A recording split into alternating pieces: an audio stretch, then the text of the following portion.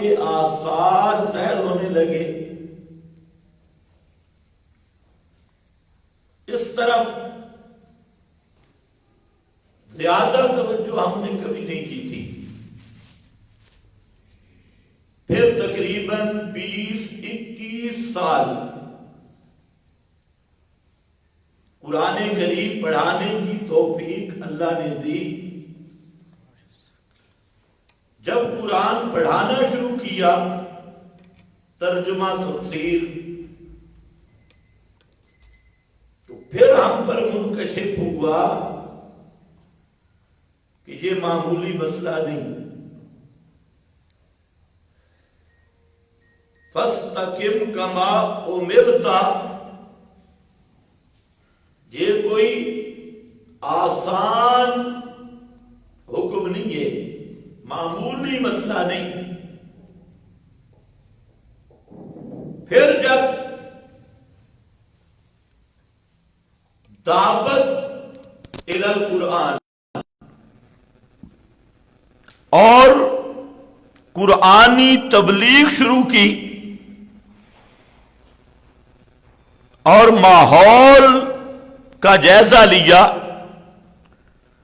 تو یہ بات ظاہر ہوئی کہ سب سے بنیادی اور سب سے اہم ترین نکتہ یہی ہے جو اس آیت نے پیش کیا۔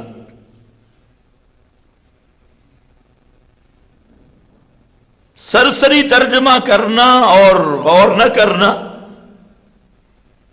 یہ الگ بات سے، یہاں اللہ رب العزت نے فرمایا میرے پیغمبر فاستقم، پکے رہو، مضبوط رہو، تکڑے ہو کے رہو۔ کیسے؟ کما امرتا، جیسے تجھے حکم دیا گیا۔ آپ بھی بمن تاب معک، اور وہ بھی جو توبہ کر چکے ہیں شرک سے اور تیری معیت میں آ گئے، تیرے شاگرد صحابہ وہ بھی مضبوط رہیں، پکے رہیں۔ کیا معنی؟ فرمایا بھلا تطغوا، ٹیڑھے نہیں ہونا، سیدھا رہنا ہے، کچا نہیں ہونا،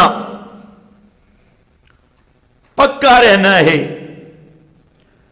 ڈگمگانا نہیں،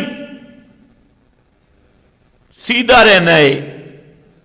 لا تطغوا انہ بما تعملون بصیر، اور یہ خیال رکھنا کہ جو تم کر رہے ہو اللہ اس کو دیکھ رہا ہے۔ اس بات کا خیال رکھنا، انہ بما تعملون بصیر، بے شک وہ اللہ جو تم عمل کرتے ہو بصیرن، دیکھنے والا ہے۔ ولا ترکنوا، ادھر فرمایا لا تطغوا، یہ وہی فاستقم کی تفسیر ہے۔ لا تطغوا، یا اللہ کیا معنی؟ پکا رہنا ہے، ٹیڑھا نہیں ہونا، کچا نہیں ہونا۔ بات کیا ہے؟ فرمایا لا ترکنوا الی الذین ظلموا، نہ میلان کرنا ان لوگوں کی طرف جنہوں نے ظلم کیا، فتمسکم النار، اگر تھوڑا سا تم نے رکون اختیار کیا، میلان کیا، تو تم آگ تمہیں بھی چھوئے گی، تم بھی آگ میں داخل ہوگے، جہنم میں داخل ہوگے۔ فتمسکم النار وما لکم من دون اللہ من اولیاء ثم لا تنصرون، اور پھر اللہ کے سوا تمہیں کوئی بھی اللہ کے عذاب سے بچا نہیں سکتا،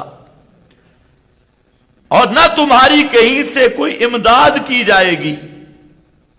یہ تو اس آیت کا سرسری سیدھا سیدھا مطلب اور مفہوم ہے، اور اس میں جو راز ہے وہ ہے استقامت علی التوحید اور تسلب فی الدین، کہ توحید و سنت پہ ڈٹ جانا، اور اس کا معیار کیا ہے کہ کسی ظالم کی طرف میلان نہ ہو۔ رکون کا معنی ہوتا ہے جھکاؤ، یہ سیدھے، یہ رکون ہے، یہ تو ٹیڑھا ہو گیا نا، تھوڑا سا رکون، سیدھ سے تھوڑا سا میلان ہو جائے، اس کو کہتے ہیں رکون۔ لا ترکنوا الی الذین ظلموا، جھکنا نہیں، میل نہیں ہونا ان کی طرف، ظلموا جنہوں نے ظلم کیا، فتمسکم النار، تو فرمایا میرے پیغمبر آپ نے بھی مضبوط رہنا ہے، اور جو آپ کے ساتھ ہیں انہوں نے بھی مضبوط رہنا ہے۔ اور مضبوط کیسے رہنا ہے؟ کسی ظالم کی طرف جھکاؤ، کسی ظالم کی طرف میلان، کسی ظالم کے ساتھ جوڑ، کسی ظالم کے طرف، کسی ظالم کی طرف داری، کسی ظالم کی حمایت یہ نہیں کرنی۔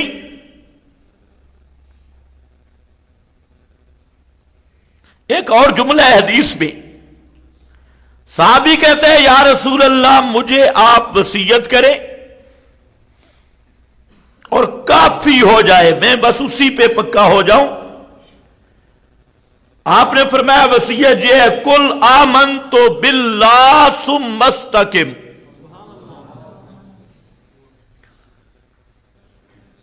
آمنت باللہ، توحید مان کر پھر اس پہ پکا ہو جا، ثم استقم، پھر اس پہ پکا ہو جا، توحید پہ پکا ہو جا۔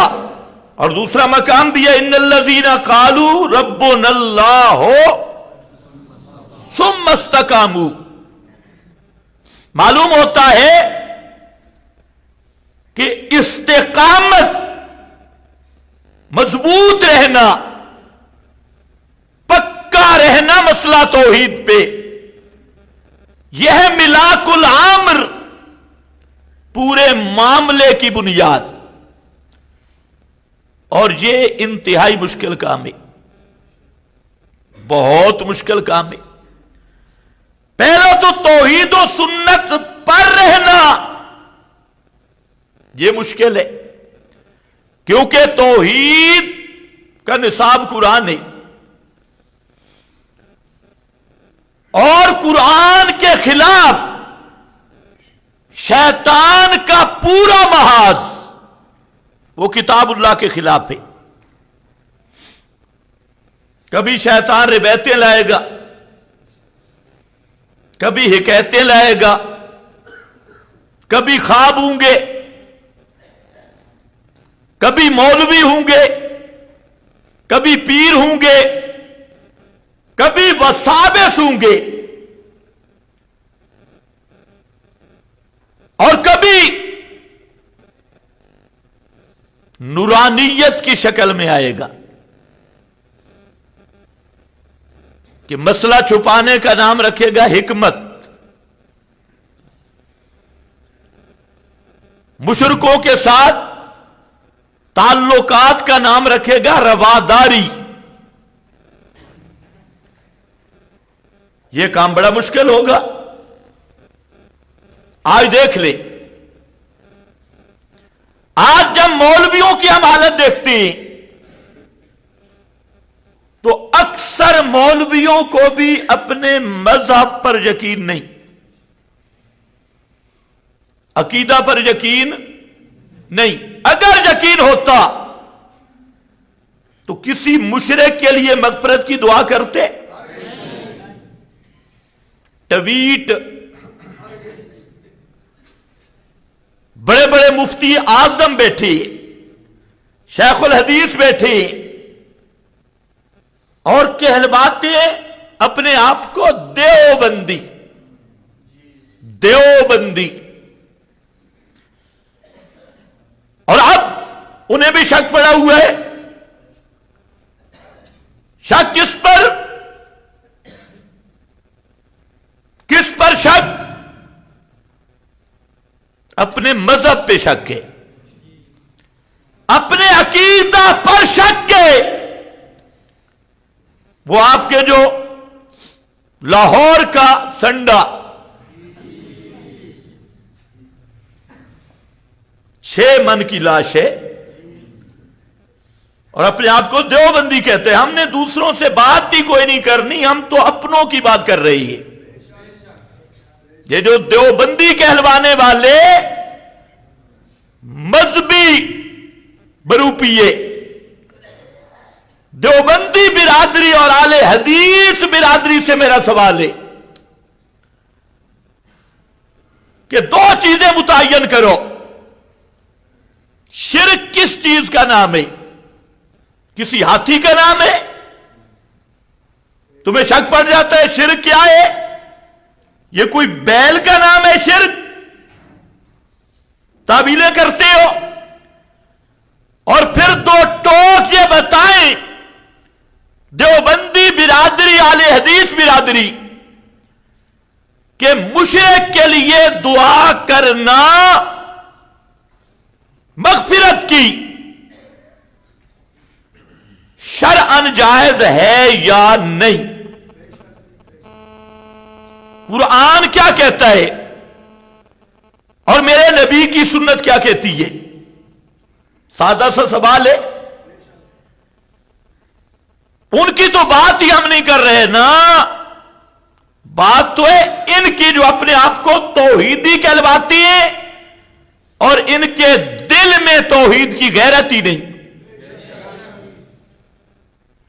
تو اب یہ آیت سمجھ آتی ہے لا ترکنوا الی الذین ظلموا، اور یہ استقامت کا مسئلہ کتنا مشکل ہے کہ بڑے بڑے پیر، بڑے بڑے مولوی، بڑے بڑے شیخ الحدیث، بڑے بڑے جناب امام المحدثین، بڑے بڑے پیر طریقت، ترجمان اور وکیل دیوبند تے وکیل صحابہ تے فلانے فلانے، ان کے لقب دیکھو نا تے پوری دیواریں سجی ہیں، لیکن توحید کے معاملہ میں اتنے بے غیرت ہیں کہ عبداللہ ابن ابی بھی اتنا بے غیرت نہیں تھا۔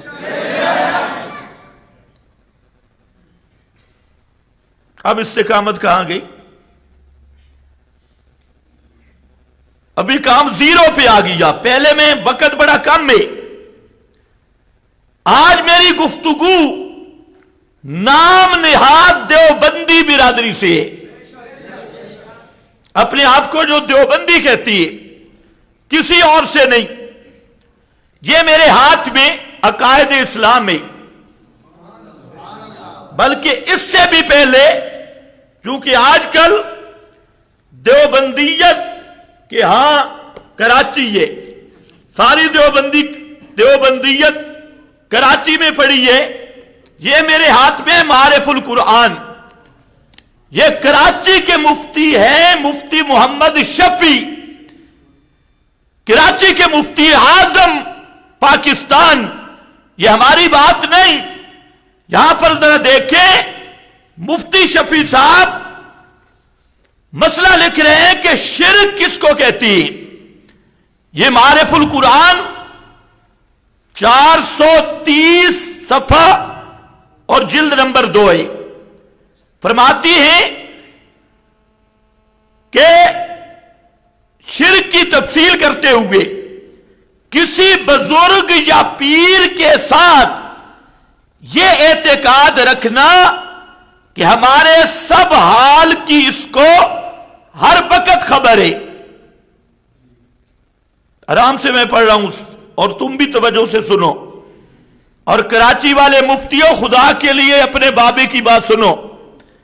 یہ بابا جی لکھ رہا ہے کہ شرک کس کو کہتی ہیں، فرماتی ہے کسی بزرگ یا پیر کے ساتھ یہ اعتقاد رکھنا کہ ہمارے سب حال کی اس کو ہر وقت خبر ہے۔ یہ اور اسی طرح فرماتی ہیں یہ شرک فی العلم ہے اور اشراک فی التصرف، یعنی کسی کو نفع یا نقصان کا مختار سمجھنا، کسی سے مرادیں مانگنا، روزی اور اولاد مانگنا، تو یہ کیا ہوگا؟ یہ شرک ہوگا۔ اور ایمان سے بتاؤں کوئی رضوی ایسا ہے جس کا یہ عقیدہ نہ ہو؟ کوئی رضا خانی، احمد رضا خان سے لے کر مفتی احمد یار تک کی کتابیں اٹھاؤ، عمر اچھروی کی، تو وہ تو سب کہتے یہ ہیں کہ ہمیں رزق روزی اولاد ملتی یہاں سے، اور مفتی صاحب کیا کہتے ہیں؟ غیر اللہ سے کسی پیر بزرگ سے مرادیں مانگنا یہ کیا ہے؟ کیا ہے؟ یہ میرا فتویٰ ہے یا مفتی شفیع صاحب کا؟ یہ معارف القرآن ہے۔ اس کے آگے بھی انہوں نے بہت اچھی بات لکھی، کسی کو سجدہ کرنا، کسی کے نام کا جانور چھوڑنا، چڑھاوا چڑھانا، کسی کے نام کی منت ماننا، کسی کی قبر یا مکان کا طواف کرنا، خدا کے حکم کے مقابلہ میں کسی دوسرے کا قول یا رسم کو ترجیح دینا، کسی کے روبرو رکوع کی طرح جھکنا، کسی کے نام پر جانور ذبح کرنا، دنیا کے کاروبار کو ستاروں کی تاثیر سے سمجھنا اور کسی مہینہ کو منحوس سمجھنا وغیرہ، یہ سب شرک ہے۔ اب یہ میری بات تو نہیں، یہ مفتی محمد شفیع صاحب ہے، معارف القرآن۔ اسی طریقہ سے یہ میرے پاس ہے عقائد اسلام۔ عقائد اسلام یہ کن بزرگوں کی تصدیق شدہ ہے؟ یہ حضرت نانوتوی شروع میں کہتے ہیں اول سے آخر تک سب پڑھی، اور سب یہ عقائد یہی مسلمان کے ہونے چاہیے۔ دیوبند کے محتمم حبیب الرحمان اور علامہ سید انور شاہ صاحب خاتم المحدثین اور مفتی کفایت اللہ صاحب دہلوی، جن کو ابو حنیفہ ثانی کہا جاتا ہے، دہلی کے امام۔ اب اس کے اندر دیکھنا ہے کہ شرک کس کو کہتی ہے۔ یہ شرک وغیرہ کی اقسام بیان کرتے ہوئے کہتے ہیں اس کی صفات میں کسی اور کو شریک کرے سو اس کی بہت سی قسمیں ہیں۔ اول یہ ہے کہ اس کی صفت علم میں کسی کو شریک کرے، کسی کو یوں سمجھے کہ اس کو اللہ تعالی کی طرح غیب، حاضر، قریب، بعید، آئندہ، حال و ماضی کی خبر ہے اور ہر چیز کو جانتا ہے، اس کو شرک فی العلم کہتی ہے۔ اب کوئی رضوی ایسا ہے جس کا یہ عقیدہ نہ ہو؟ ایک بھی نہیں. احمد رضا سے لے کے آخر تک سب کا یہ نظریہ ہے. اور فرماتے ہیں دوسری قسم شرک فی القدرت کہ اللہ تعالیٰ کی مانند قدرت نفع نقصان دینے کی یا کسی چیز کی موت و حیات یا کسی اور امر کی کسی دوسرے میں ثابت کرے. تیسرا قسم شرک فی السمع ہے کہ اللہ تعالیٰ جس طرح نزدیک و دور کی بات سنتا ہے اور کسی اور کو بھی یوں ہی سمجھا تو مشرک ہو گیا. تو کیا ہو گیا؟ مشرک ہو گیا. شرک فی البصر دیکھنے میں کہ اللہ کی مانند کسی اور کو یوں سمجھے کہ چھپی کھلی نزدیک دور کی چیز کو وہ دیکھتا ہے.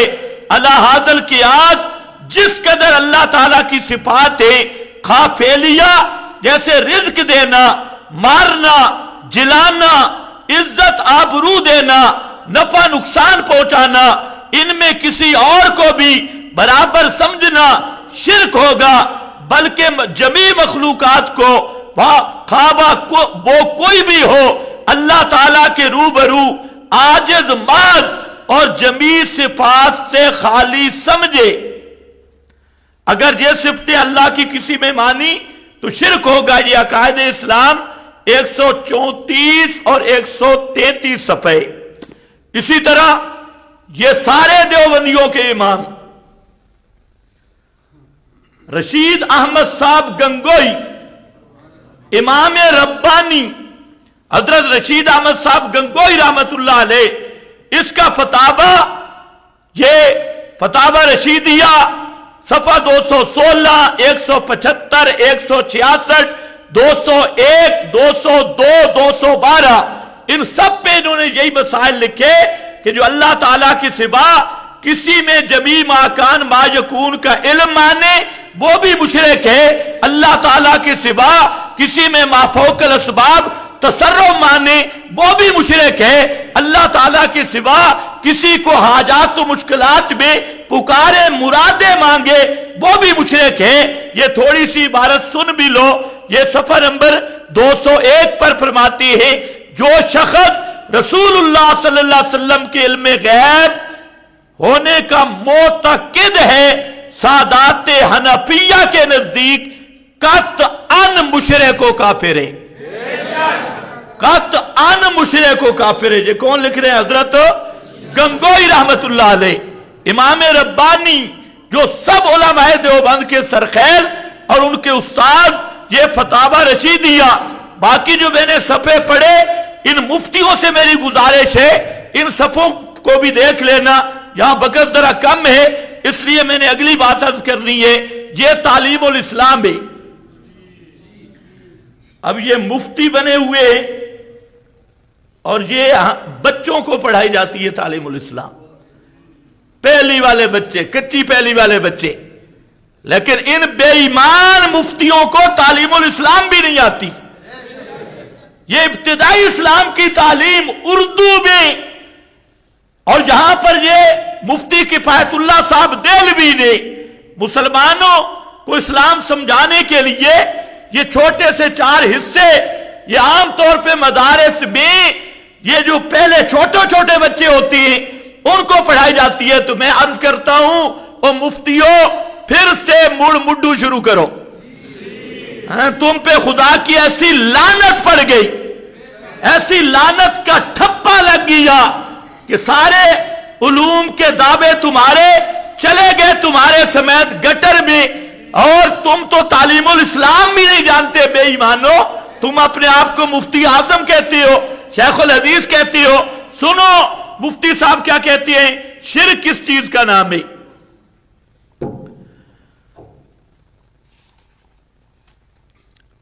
یہاں پر فرماتی شرک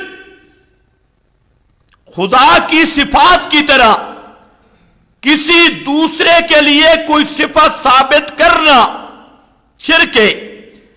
کیونکہ کسی مخلوق میں خواہ وہ فرشتہ ہو یا نبی ولی ہو یا شہید پیر ہو یا امام، خدا تعالی کی صفتوں کی طرح کوئی صفت نہیں ہو سکتی۔ اس کے بعد فرماتی ہیں شرک فی القدرت، اللہ تعالیٰ کی قدرت والی صفت میں شرک کیسے ہوتا ہے؟ یعنی خدا تعالیٰ کی طرح صفت قدرت کسی دوسرے کے لیے ثابت کرنا، مثلا یہ سمجھنا کہ فلاں پیغمبر،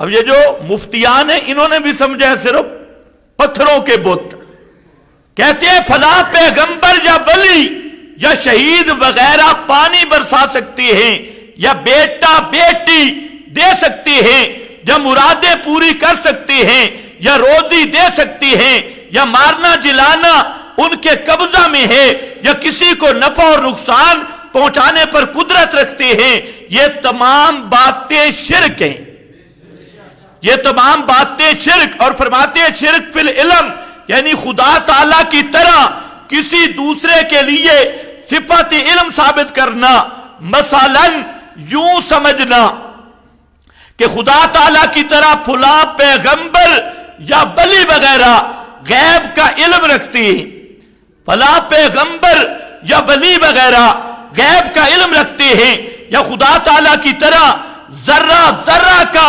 انہیں علم ہے، یا ہمارے تمام حالات سے واقف ہیں، یا دور و نزدیک کی چیزوں کی خبر رکھتے ہیں، یہ شرک فی العلم ہے، اللہ کی علم والی صفت میں شریک کرنا۔ اور آگے فرماتے ہیں شرک فی السماع والبصر، اللہ کی صفت ہر ایک کی پکار کو سننا، ہر ایک کی حال کو جاننا، اس پر بات کرتے ہیں، یعنی خدا تعالیٰ کی صفت سماع یا بصر میں کسی دوسرے کو شریک کرنا، مثلا یہ اعتقاد رکھنا کہ فلاں پیغمبر یا ولی ہماری تمام باتوں کو دور و نزدیک سے سن لیتے ہیں، یا ہمیں ہمارے کاموں کی ہر جگہ سے دیکھ لیتے ہیں، سب شرک ہے، سب شرک ہے۔ شرک فی الحکم، یعنی خدا تعالی کی طرح کسی اور کو حاکم سمجھنا اور اس کے حکم کو خدا کے حکم کی طرح ماننا، مثلا پیر صاحب نے حکم دیا کہ یہ وظیفہ نماز عصر سے پہلے پڑھا کرو، تو اس حکم کی تعمیل اس طرح ضروری سمجھے کہ وظیفہ پورا کرنے کی وجہ سے عصر کا وقت بھی مکروہ ہو جائے یا نماز قضا ہو جانے کی پرواہ نہ کرے، تو یہ بھی مشرک ہے۔ یہ مفتی کفایت اللہ صاحب دہلوی۔ اب اسی طرح یہ مولانا فضل الرحمان صاحب وہ کہہ رہے تھے کہ اللہ ان کی روح کو جنت الفردوس میں جگہ دے۔ اب میں کہتا ہوں کہ جو تیرے چیلے چانٹے ہیں کبھی ان سے بھی پوچھو، وہ تو پیغمبر کی روح کو جنت الفردوس میں نہیں جانے دیتے۔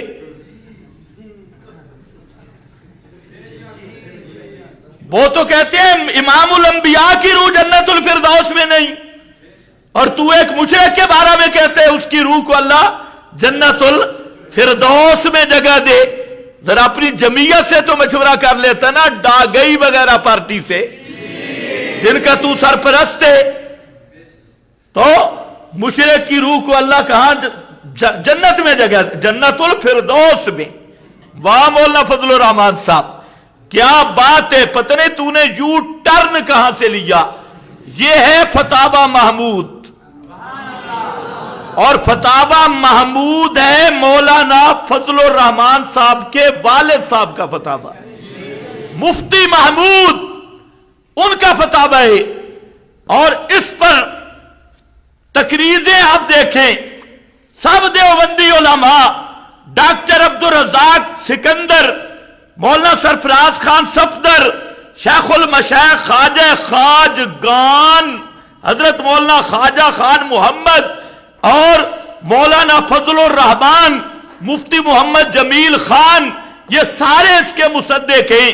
اور اس فتاوی کا یہ صفحہ 332 جلد 1، صفحہ 182 جلد 1، صفحہ 201، صفحہ 203، 206، 300، 325، صفحہ 327، صفحہ 329، 347, 357 ان تمام صفحات میں مفتی محمود کا یہ فتویٰ موجود ہے کہ جو اللہ کے محبوب حضرت محمد مصطفیٰ کو حاضر ناظر سمجھے وہ مشرک ہے، جو جمیع ما کان ما یکون کا عالم سمجھے وہ مشرک ہے، جو غیر اللہ کے لیے تصرف ما فوق الاسباب مانے وہ مشرک ہے، جو غیروں کو حاجتوں میں پکارے وہ مشرک ہے، اور جو دور و نزدیک سے سننے کا قائل ہو وہ مشرک ہے۔ تو یہ مولانا فضل الرحمان صاحب کو اگر آج کل تو ویسے فارغ ہیں تو فتاوی محمود کا مطالعہ کرنا چاہیے، یہ آپ کے ابا جی ہے مفتی محمود۔ وقت نہیں کہ میں اس کی تفصیل کروں، ہو سکتا ہے کلپوں میں اب کام شروع ہو بھی جائے تفصیل، بہرحال یہاں یہ حوالہ ان کے لیے دے رہا ہوں۔ اسی طرح یہ مفتی کفایت اللہ صاحب، ان کا کفایت المفتی اور دیگر تمام علماء دیوبند، حتیٰ کہ مولانا سرفراز خان کی کتاب دل کا سرور، گلدستہ توحید، ازالت الریب، اتمام البرہان، ان سب کتابوں میں مولانا سرفراز خان صفدر نے بالترتیب لکھا جو کسی پیر فقیر نبی ولی کو ہر جگہ حاضر ناظر سمجھے وہ پکا مشرک اور کافر ہے، جو ان کو حاجت روا مشکل کشا سمجھ کے پکارے وہ پکا کافر و مشرک ہے، اور جو شخص حضرت محمد مصطفیٰ صلی اللہ علیہ وسلم کے لیے جمیع ما کان ما یکون کا علم مانے، مولانا سرفراز نے مستقل فتاوی لکھ کر کہا کہ وہ پکا کافر بھی ہے، پکا مشرک بھی ہے۔ اس پہ بہت تفصیل ہے۔ اسی کتاب یہ میرے پاس ہے آنکھوں کی ٹھنڈک، اللہ جانے اب آنکھیں جلتی ہیں یا ٹھنڈی ہوتی ہیں، اللہ کرے آنکھیں ٹھنڈی ہوں جلے نہیں۔ یہاں پر مولانا سرفراز نے صفحہ نمبر 70 سے لے کر یہی مسئلہ بیان کیا، صرف حاضر ناظر کے موضوع پر صفحہ نمبر 3 صفحہ 73 تک، اور یہی مسئلہ بیان کیا کہ جو اللہ کے رسول صلی اللہ علیہ وسلم یا اولیاء یا مشائخ کی ارواح کو حاضر و ناظر سمجھے وہ شخص مشرک بھی ہے، کافر بھی ہے۔ اس پر انہوں نے حوالے بھی دیے حنفی علماء کے، کہتے ہیں حنبلی، شافعی، حنفی، مالکی سب اس پہ متفق ہیں۔ ایک حوالہ انہوں نے یہاں پر دیا ہے مختلف فتاوی عالمگیری کا، اسی طرح قاضی خان کا، مجمع الانہر کا، تقریباً بہت سارے حوالہ دینے کے بعد مولانا سرفراز صاحب یہ نتیجہ نکالتے ہیں جو شخص یہ عقیدہ رکھتا ہو کہ حضرت صلی اللہ علیہ وسلم کو علم غیب حاصل تھا یا آپ حاضر و ناظر تھے وہ قطعاً کافر اور دائرہ اسلام سے خارج ہے۔ یہ صفحہ نمبر ہے 72 آنکھوں کی ٹھنڈک، اس پر سارے حوالے دے کر، اور پھر کہتی ہے آپ حضرات نے ملاحظہ کر لیا کہ حضرات فقہائے احناف کے نزدیک یہ مسئلہ اتنا واضح اور بے غبار ہے کہ وہ بغیر کسی خوف اور لومہ لائم کے ایسے شخص کی تکفیر کرتے ہیں جو حضرت صلی اللہ علیہ وسلم کو ہر جگہ حاضر و ناظر اور عالم الغیب تسلیم کرتا ہے۔ تمام ذمہ دار اور محقق علماء احناف کا 100% اس پر متفق ہیں اور اس پر اتفاق ہے۔ یہ مولانا سرفراز کہتے ہیں سب علماء محققین متفق ہیں جو اللہ کے نبی صلی اللہ علیہ وسلم کو حاضر و ناظر سمجھے وہ کون ہے؟ یہی بات ازالت الریب میں دیکھیں، اس پہ اس نے لمبے حوالے دیے۔ میں اپنے موضوع کی طرف آتا ہوں۔ میرا سوال یہ ہے کوئی رضا خانی مولوی ایسا دکھاؤ جو نبی کریم صلی اللہ علیہ وسلم یا پیروں فقیروں کے لیے علم غیب کا عقیدہ نہیں رکھتا، حاضر ناظر کا عقیدہ نہیں رکھتا، ان کے دور و نزدیک سے سننے کا عقیدہ نہیں رکھتا، حاجتوں میں پکارنے کا عقیدہ نہیں رکھتا۔ کوئی رضوی تو ایسا پیش کرو نا۔ فرق کرتے ہیں ذاتی عطائی کا، لیکن یہ عقیدہ ہے یا نہیں، اس پر میرے پاس 500 سے زیادہ کتابوں کی حوالے ہے، اور موجودہ سے پوچھو، اس لیے میں وہ حوالے نہیں دے رہا، موجودہ سے پوچھو، جو مابین نزاع شخصیت ہے اس کی اپنی تقریریں موجود ہے۔ وہ تو کہہ رہا ہے کہ جو کہتے ہیں صرف اللہ سے مانگو اور کسی سے نہ مانگو، یہ بک بک کرتی ہے، یہ بکواس کرتی ہے۔ اب آپ ذرا یہ حضرات سے ہمارا سوال ہے کہ آپ مولویوں فیصلہ کرو، تمہارے ان اکابر نے سچ لکھا یا جھوٹ بولا؟ ان مفتیوں سے میرا سوال ہے، اگر یہ اکابر سچ لکھ گئے تو پھر تم سے بڑا بے غیرت کائنات میں کوئی نہیں ہے، اور اکابر کے نام پہ روٹیاں کھاتی ہو، بے ایمانو شرم نہیں آتی تمہیں؟ اور تمہیں یہ مفتی اعظم کے یہ لقب بچا لیں گے، شیخ الحدیث ہونے کی چادریں بچا لیں گی کہ اتنے سری نس کی مخالفت کرتے ہوئے آج تمہارا مذہب گیا کہاں، آج تمہارا عقیدہ گیا کہاں؟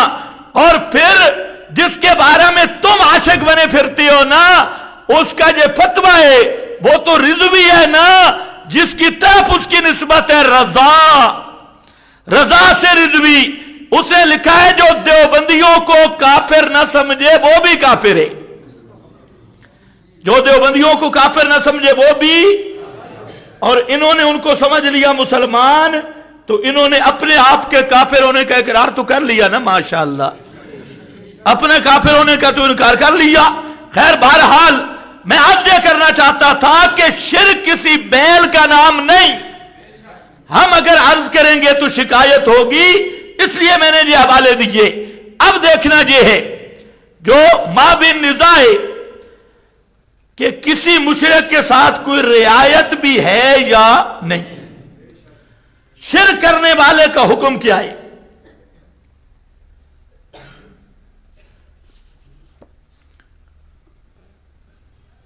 شرک کرنے والے کا حکم کیا ہے؟ پہلا حکم یہ ہے، اللہ فرماتے ہیں جو مشرک ہے حابطت اعمالہم فلا نقیم لہم یوم القیامت وزنا، حابطت اعمالہم، اور یہ ہیں کون سے مشرک؟ افحسب الذین کفروا ان یتخذوا عبادی من دونی اولیاء، جو میرے سوا میرے بندوں کو مشکل کشا جانتا ہے اور میرے بندوں کو حاجت روا سمجھتا ہے، فرمایا یہ مشرک، اس کے سارے عمل برباد، سارے عمل۔ تمہیں سمجھانا آسان ہے، مولویوں کو سمجھانا مشکل ہے۔ سارے عمل کیا ہیں؟ کوئی عمل کی قیمت اللہ کے دربار میں نہیں شرک کے ہوتے ہوئے۔ اور فرمایا ان اللہ لا یغفر ان یشرک بہ، یہ آیت سورہ نساء میں 2 مرتبہ آئی، لیکن اس کی ابتدا ایک جیسی ہے، ان اللہ لا یغفر ان یشرک بہ، اللہ نے فیصلہ کیا ہے کہ کسی مشرک کو معاف نہیں کرے گا، ان یشرک بہ، شرک کو اللہ معاف نہیں کرے گا، مشرک کو معاف نہیں کرے گا، وَيَغْفِرُ مَا دُونَ ذَلِكَ لِمَن يَشَاءُ، شرک کے علاوہ، شرک کے نیچے جس کے لیے چاہے گا معاف کر دے گا، لیکن اللہ مشرک کو معاف نہیں کرے گا۔ یہ اللہ نے خبر دی ہے، کیا دی ہے؟ خبر دی ہے کہ مشرک کی بخشش میں، اب اگر اللہ کرے مشرک کی بخشش تو یہ بات سچ ہوگی یا جھوٹ ہوگی؟ کیا بنے گی؟ اللہ نے فیصلہ کیا کسی مشرک کی بخشش نہیں کروں گا۔ اب اگر مشرک کی بخشش ہو جائے بالفرض تو یہ سچ بنے گا یا جھوٹ بنے گا؟ اب جو مشرک کے لیے مغفرت کی دعا کرتے ہیں وہ کیا کہہ رہا ہے کہ یا اللہ تو جھوٹ بول لے اور اس کو معاف کر دے، تیرا کلام جھوٹا ہو جائے، تیرا فیصلہ غلط ہو جائے، لیکن میں کہتا ہوں تو اس کو معاف کر. اس کا دوسرا مطلب ہے اللہ تو جھوٹ بول, تو اپنے فیصلے کو غلط ثابت کر, اور قرآن کے خلاف قرآن میں جو تو نے فیصلہ کیا کہ مشرک کی بخشش نہیں ہونی, اس فیصلے کو غلط قرار دے کر اس مشرک کی بخشش تھوڑی جی کر دے. اب یہ خیال رکھنے والا مسلمان ہوگا یا کافر ہوگا؟ یہ کیا ہوگا؟ اگر نسکتی موجود دوسری نبی ہوتی تو مشرک کے لیے مغفرت کی دعائیں کرنے والا مفتی کبھی مسلمان رہ سکتا نہیں تھا. مفتی میں نے اس لیے کہا کہ اس پہ اتمام حجت ہو چکا ہے, عوام کو مسئلے کا پتہ نہیں ہوتا. ایک شیخ الحدیث اور مفتی ہے تو اس پر اتمام حجت ہے. اب اگر شیخ الحدیث اور مفتی کسی مشرک کے لیے مغفرت کی دعا مانگتا ہے تو وہ خود مفتی زندیق بنتا ہے, اور وہ مفتی کا اپنا نکاح سے وہ فارغ ہو جاتا ہے. اچھا, یہاں پر تھوڑا سا ایک فرق رکھا. پہلے مقام پہ ذکر کیا نا, ان اللہ لا یغفر ان یشرک بہ ویغفر ما دون ذلک لمن یشاء. آگے ومن یشرک باللہ فقد افترى اسما عظیما. جس نے شرک کیا اس نے بہت بڑا افتراء کیا, بہتان باندھا, اسمن عظیما یا افتراء ذکر کیا. اس آیت کا شروع دیکھو تو بات ہو رہی ہے مولویوں کی. اوت الکتاب بڑے بڑے مولوی, ان کی بات کی, افتراء اسمن عظیما. اور پھر اسی صورت میں سورہ نساء میں پھر اس آیت کو لایا گیا اور وہاں فرمایا من یشرک باللہ فقد ضل ضلالا بعیدا. جس نے شرک کیا وہ دور کا گمراہ ہوا, دور کی گمراہی ضلال بعید اس کا شکار ہوا. یہاں اگر آپ سیاق دیکھیں تو یہاں بات عوام کی چل رہی ہے. مولوی شرک کرتا ہے جان بوجھ کر, عوام بیچاری کرتی ہے شرک بھول بھلا کے. لیکن دونوں آیتوں کو دیکھو, اللہ کے قرآن نے دو آیتیں کیوں ابتدا ایک اور آخری حصہ جدا کر کے بتایا. کوئی عامی شرک کرے تب بھی پکا جہنمی ہے, کوئی مولوی شرک کرے تب بھی پکا جہنمی ہے.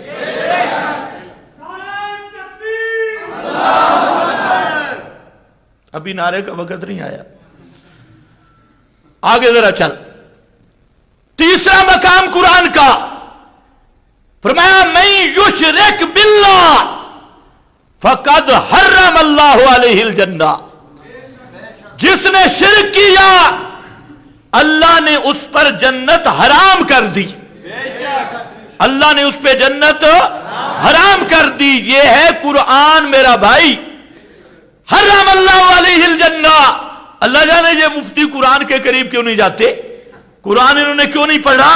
یشرک باللہ من یشرک باللہ فقد حرم اللہ علیہ الجنہ, اس پہ اللہ نے جنت حرام کر دی. اور مقام سن قرآن کا فرمایا حتی یلج الجمل, جس طرح سوئی کے ناکے سے, دکھ سے, سوئی کے سوراخ سے اونٹ نہیں گزر سکتا, اسی طرح کوئی مشرک جنت میں داخل نہیں ہو سکتا. کوئی مشرک جنت میں داخل نہیں ہو سکتا. یہ اللہ نے خبر دی ہے. حتی یلج الجمل, اور سوئی سمجھتے ہو کیا کہتے ہو پشتو والے, اس کے سوراخ اور دکھ سے اونٹ گزر جائے گا. ان مفتیوں کو کہو کوشش تو کرو, دیوبندی مفتیوں کو کوشش کرو سوئی کے ناکے سے اونٹ گزارنے کی. اگر گزر جائے تو پھر مغفرت کی دعا کرو, اور اگر تمہارا ادھر ہی مکالا ہو جائے تو بغیر تو کچھ شرم بھی کرو, کچھ حیا بھی کرو. تم نے تو پوری دیوبندیت کے چہرے کو مسخ کر دیا اور پوری دیوبندیت کے چہرے پہ کالک لگا دی. بے ایمانو, تم ٹھیکیدار ہو دیوبندیت کے, فلانا دیوبندی نہیں, فلانا دیوبندی نہیں، دیوبندی تمہارے جیسے دیوس ہوتے ہیں، تمہارے جیسے شیطان ہوتے ہیں، تمہارے جیسے ابلیس دیوبندی ہوتی ہے۔ توجہ ہے؟ اور سنو کہ یا اللہ مشرک ہوئے ناموس رسالت کا تحفظ کرنے والا، ناموس رسالت پہ تحفظ کرنے والا مشرک ہو، دھرنے دینے والا مشرک ہو، اگرچہ ایجنسیوں کی ماں پہ کروڑوں لے کر بہرحال دھرنے دینے والا مشرک ہو، سب کچھ ٹانگوں سے معذور مشرک ہو اور ساری زندگی دھرنے دیتا رہے، نعرے لگانے والا مشرک ہو اور سردیوں میں بیٹھنے والا مشرک ہو، اس کے بارے میں کیا مسئلہ ہے؟ قرآن سے پوچھنا چاہیے کہ نہیں؟ اس کے بارے میں کیا مسئلہ ہوگا کہ تحفظ ناموس رسالت پہ پہرا دینے والا بقول ان کے، ہم تو کہتے ہیں جیب پہ پہرا دینے والا کیڑا پہاڑ پٹے آئی بھائی کیتا کہ اچھا خیر ابھی کچھ نہیں کہتا، جب وقت آئے گا تو میں بتاؤں گا کہ اصل حقائق کیا ہے۔ خیر بہرحال مان لیا تحفظ ناموس رسالت ختم نبوت پہ پہرا دینے والا مشرک، اس کا کیا بنے گا؟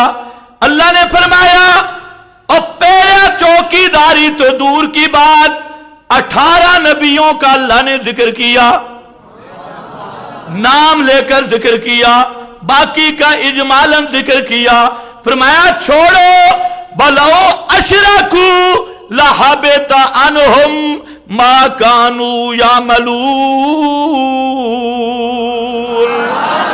اگر یہ پیغمبر ہو نہیں سکتا اللہ کے معصوم پیغمبر، لیکن یہ بھی اگر شرک کر بیٹھتے میں ان کے عمل بھی برباد کر دیتا۔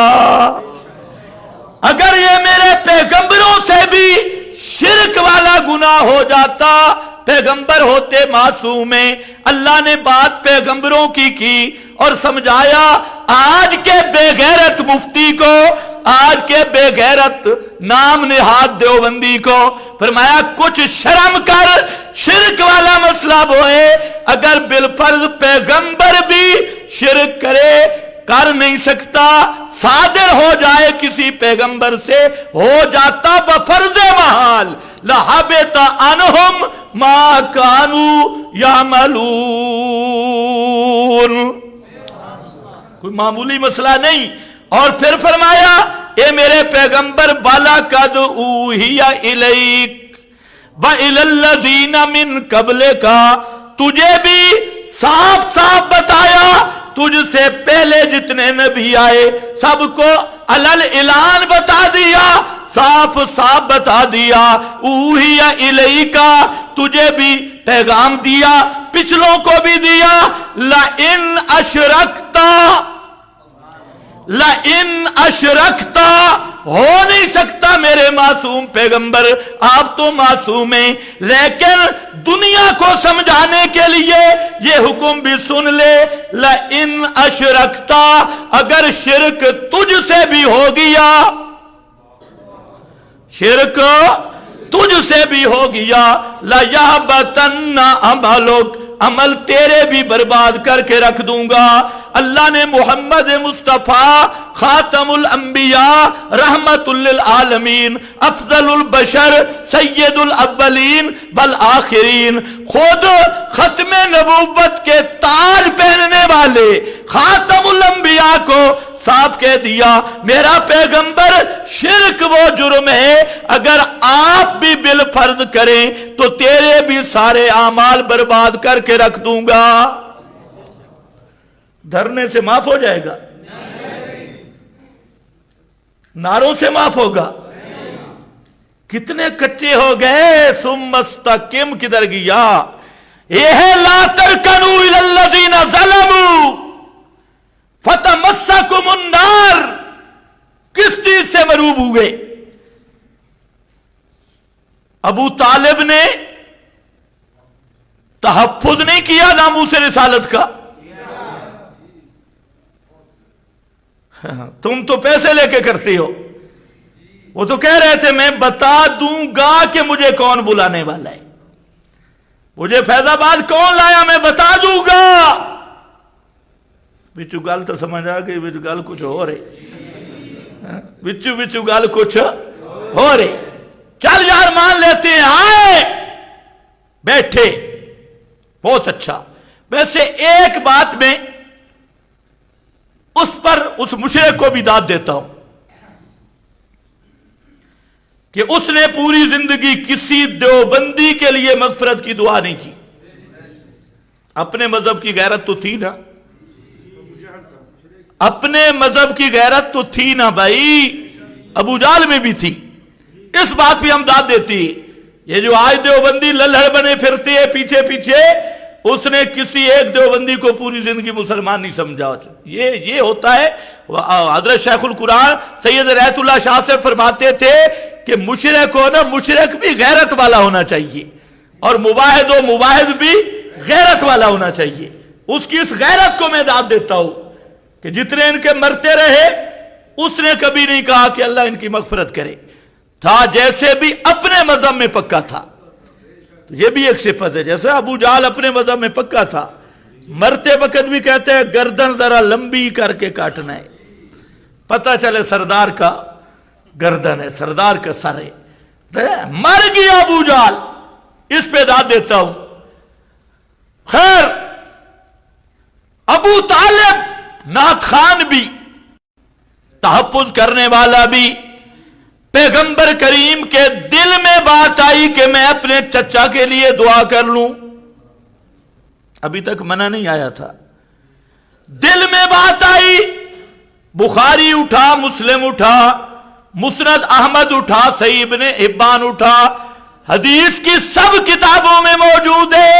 فَأَنزَلَ اللَّهُ, اللہ نے اوپر آیت نازل کی, مَا كَانَ لِلنَّبِيِّ وَالَّذِينَ آمَنُوا أَن يَسْتَغْفِرُوا لِلْمُشْرِكِينَ.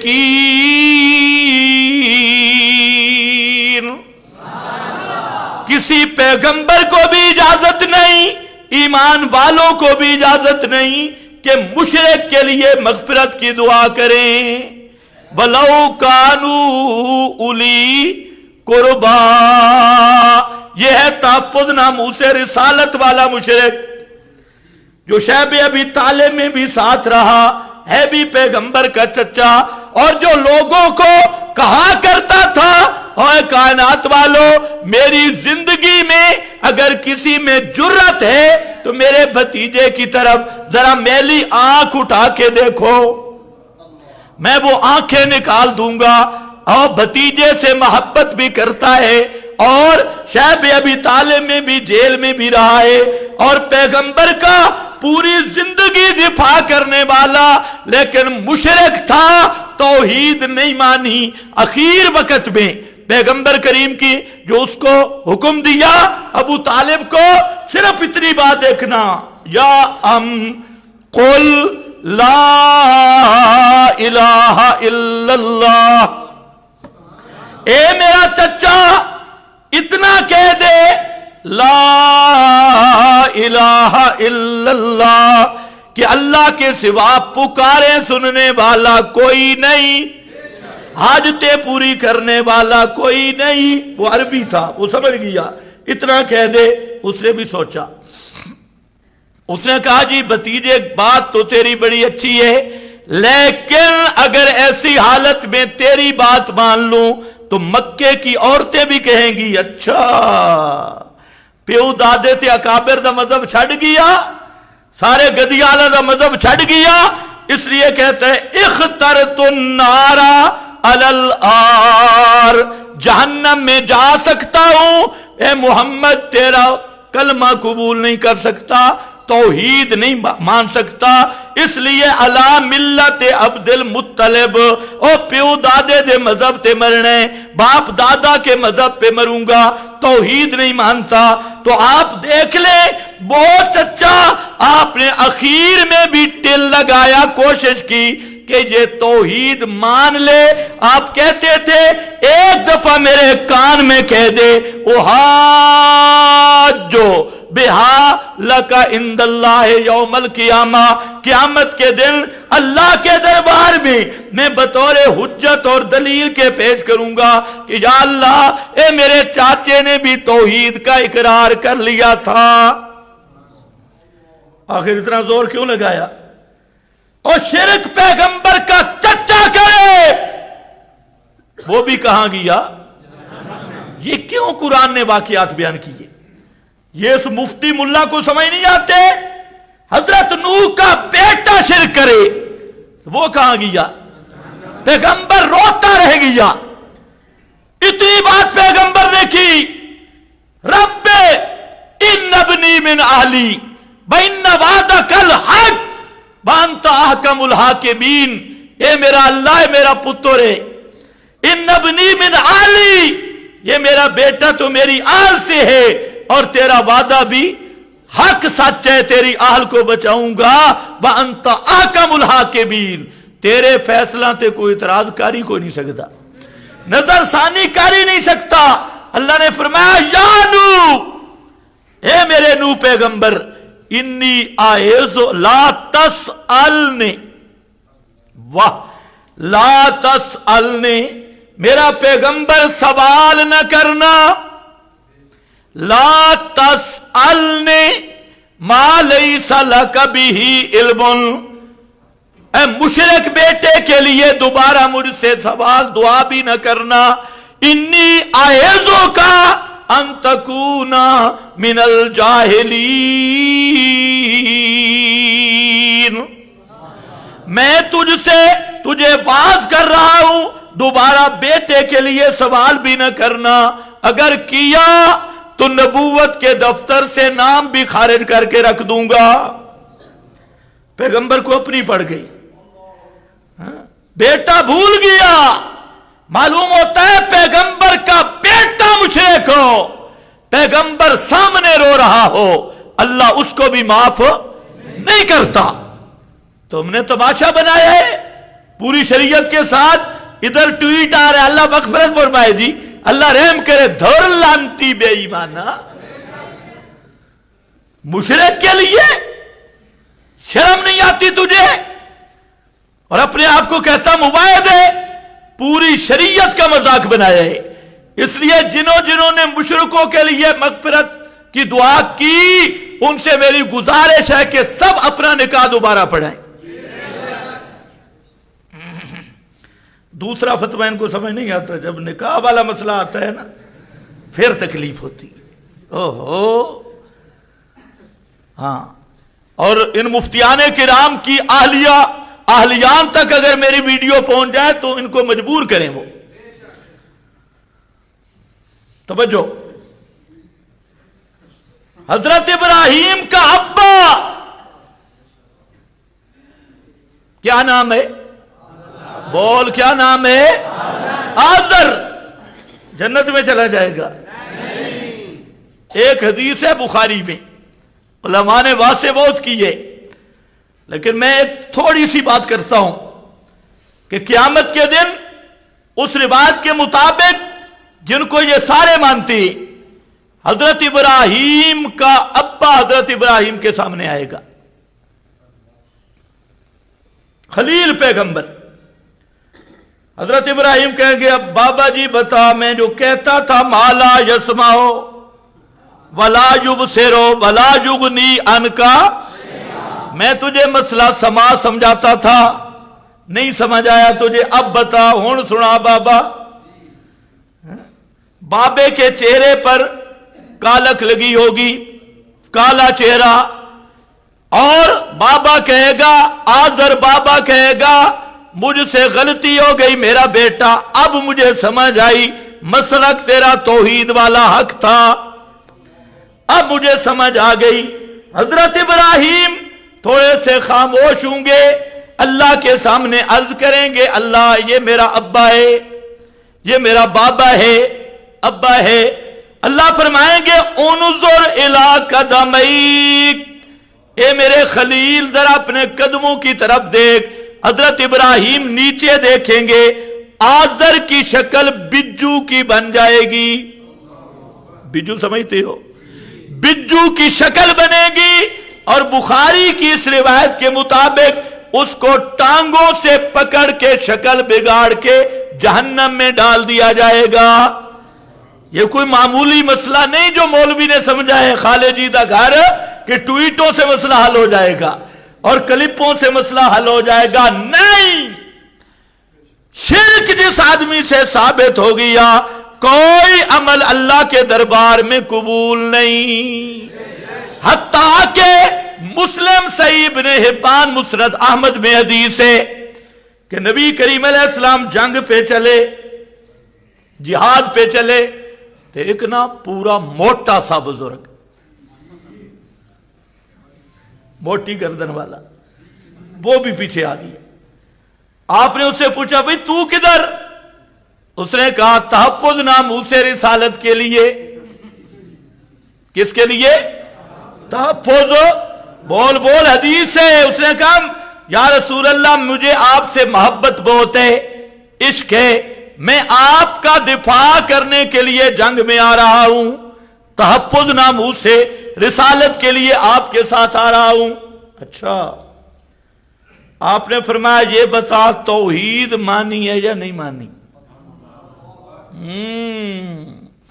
توحید مانی ہے یا نہیں مانی؟ کہتا ہے جی توحید تو نہیں مانی، ویسے میرا عشق بہت ہے آپ کے ساتھ، صدقے یا رسول اللہ محبت میری آپ کے ساتھ بڑی ہے، میری جان قربان، غلامی رسول میں موت بھی قبول ہے، لبیک یا رسول اللہ، میں آ گیا لیکن مسئلہ توحید نہیں مانتا۔ یہ ہمارے بزرگوں کے خلاف ہے۔ آج کل بھی عشق یہی ہے نا، نعروں سے عشق نہیں ہوتا۔ پیغمبر کی سب سے پہلی شرط ہے محبت کی کہ پہلے مسئلہ میرے نبی کا مان۔ جو نبی کا مسئلہ نہیں مانتا ساری زندگی ناچ یا نعرے لگا، خدا کی قسم نرا جہنم کا سور ہے، اللہ کے دربار میں اس کی کسی چیز کی کوئی حیثیت نہیں ہے۔ تم نے پورے اسلام کا مذاق بنایا۔ اب وہ کہتا ہے جی یا رسول اللہ مجھے آنے دو، میں بڑا محب ہوں، عاشق ہوں۔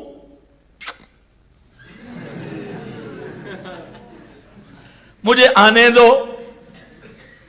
آپ کا ذرا جملہ سن، صحیح حدیث پڑھ رہا ہوں، جملہ سن۔ آپ نے فرمایا او آنے والا، اور تحفظ رسالت کے لیے آنے والا، آج کی بولی میں تحفظ ناموس رسالت، میری محبت عشق کے لیے آنے والا، سن لے اِنَّا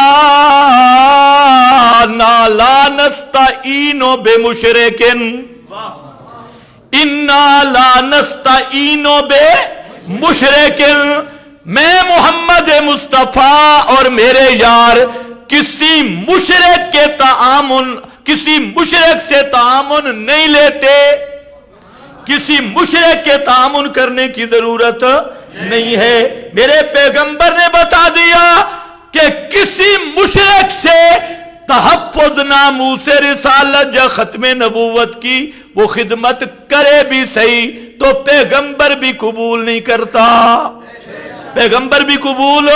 اِنَّا لَا نَسْتَعِینُ بِمُشْرِکٍ، ہم مشرک سے مدد نہیں لیتے، مشرک سے تعامل نہیں لیتے۔ اگر توحید نہیں مانی تو دفع ہو جا، تجھے میرے ساتھ آنے کی کوئی ضرورت نہیں۔ معمولی مسئلہ ہے نا، پیغمبر کو ضرورت ہی نہیں مشرک کی۔ اِنَّا لَا نَسْتَعِینُ بِمُشْرِکٍ، کسی مشرک کے تعامل کی ضرورت نہیں ہے۔ تو میرا بھائی یہ جو صاف آیت قرآن مقدس کی، اس کو کدھر لے کے جاؤ گے کہ مومن کو مشرک کے لیے مغفرت کی اجازت؟ اب کرے گا تعبیلیں جی شرک کیا ہے؟ شرک کسی ہاتھی کا نام ہے، یہ تیرے بابے جو لکھ گئے ہیں یہ شرک ہے، میری نہ مان۔ یہ جو تیرے بابے لکھ گئے نا میں نے سنا دیا، کم از کم ان کو تو ماننا۔ ہر مسئلے پہ جی میں دیوبندی ہوں، میرے اکابر میرے اکابر میرے اکابر، تو قرآن تو ویسے نہیں مانتا، بے ایمانہ، اپنے بابوں کی تو مان۔ اور مسئلہ جنازہ بڑا ہو گیا، اے فیصلہ بھی آ گیا. کہتے ہیں امام احمد نے فرمایا جنازے فیصلہ کریں گے. اچھا جنازے فیصلہ کریں گے حق اور باطل کا. ماشاءاللہ. حضرت عثمان کے جنازے میں کتنے آدمی تھے جی؟ 10-12. حضرت ابو ذر غفاری کا جنازہ 2 صحابہ نے پڑھا تھا. جس مقام پہ تھے وہ بھی وہاں سے گزر رہے تھے. 2 صحابہ نے پڑھا. ان سے پوچھو حضرت حسین کا جنازہ کتنوں نے پڑھا تھا؟ حضرت علی کا جنازہ کتنوں نے پڑھا؟ تماشا بنا رکھا ہے. بڑا جنازہ ہونا جی عشق رسول کی علامت ہے، یہ حق اور باطل کی علامت ہے.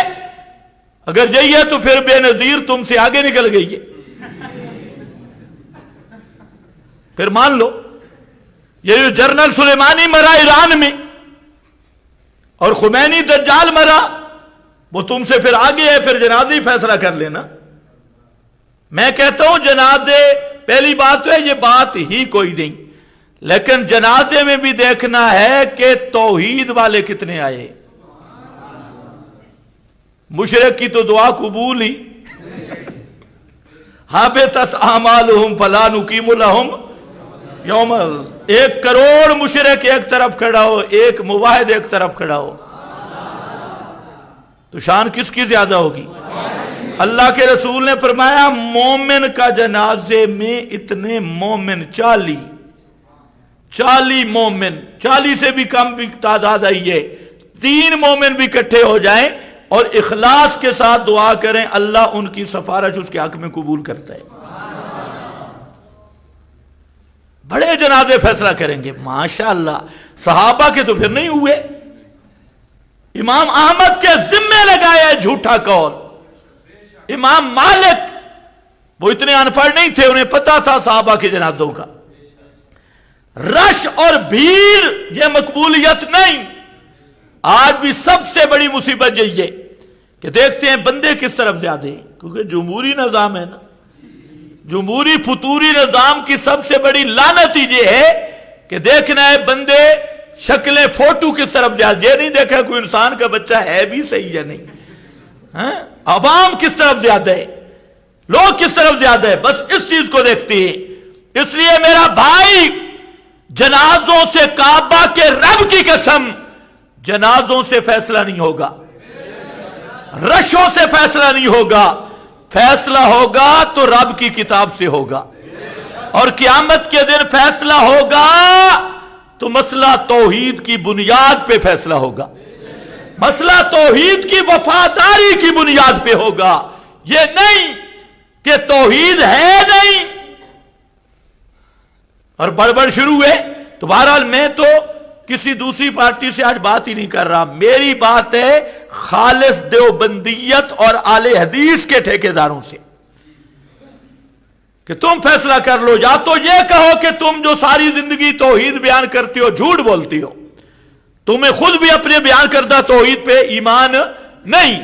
اور اگر جو تم توحید دیوبندی ہو اہل حدیث ہو، جو تم توحید بیان کرتے ہو، اگر یہ توحید حق ہے پھر تمہارا مشرک کے حق میں مغفرت کی دعا کرنا یہ نکاح کا فق ہے اور تمہارا ارتداد اور زند کا ہے. اس سے توبہ کرو. توبہ کرنی چاہیے یا نہیں؟ تم تو آئندہ نہیں کسی مشرک کا جنازہ پڑھو گے جی؟ یا مغفرت کی دعا یا کوئی ریلا دیکھ کے بھئی بندے زیادہ کھڑے یا نعرے زیادہ کھڑے ہیں. اچھا ان سے ایک اور سوال ہے، بھئی تم اب کہہ رہے ہو تحفظ ناموس رسالت کا پہرا.